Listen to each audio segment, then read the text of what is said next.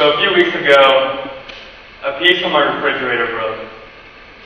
And my refrigerator is prehistoric, so I couldn't just go down to the store and buy a new piece for it.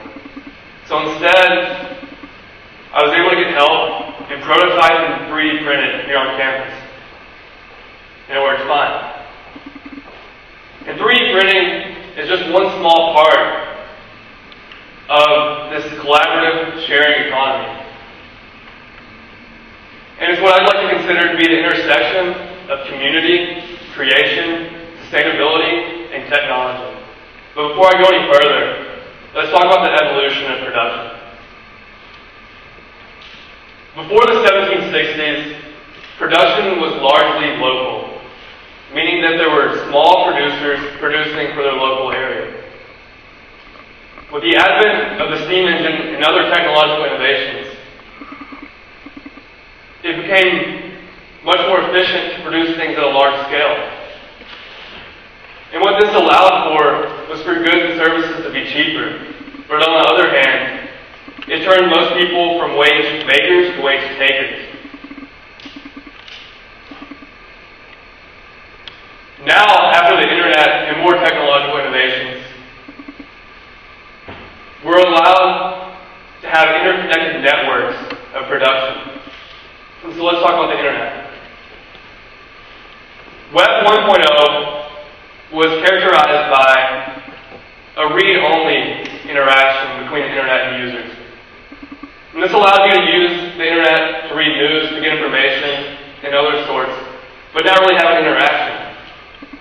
Web 2.0 was characterized by the social media age. And this was a read-write relationship between the users and the internet. And this allowed for users to share their ideas and to communicate with each other. Now, we're in what we call Web 3.0, or the sharing economy. And what this allows is for us to use these interconnected networks in order to produce things more efficiently and interact with each other in ways we previously couldn't have. For example, new transportation services allow people to use assets they already have, but weren't being utilized, their car, and create income from that. And so why is this happening? Why are we seeing this change? And the first are societal reasons, societal factors. More than ever, people are wanting to be independent. They want to work for themselves. They want to be freelancers.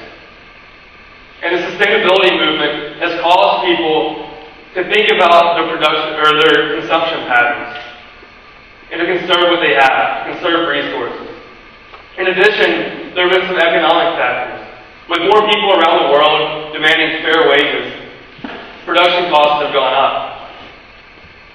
And so this has caused people to figure out ways to maximize resources and maximize utilization of these resources. And the third, and the catalyst for all of this, have been technological factors.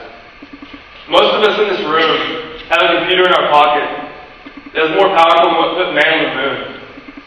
And this technology is changing the way we buy things, how we communicate with each other, where we go, what we do, and will only continue to influence the way we behave.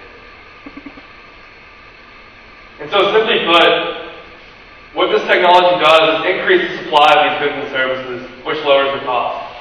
But why does this matter? And why should you care about it? And that's because you would think with all this technological innovation, the income inequality would decrease.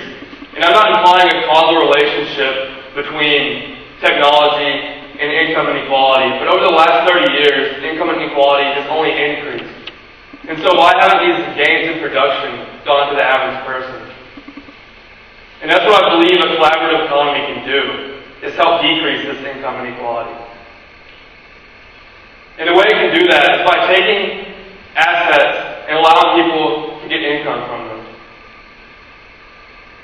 Instead of just working, people are able to generate income from resources they already have, whether it's their time, their car, their house, or whatever these platforms utilize.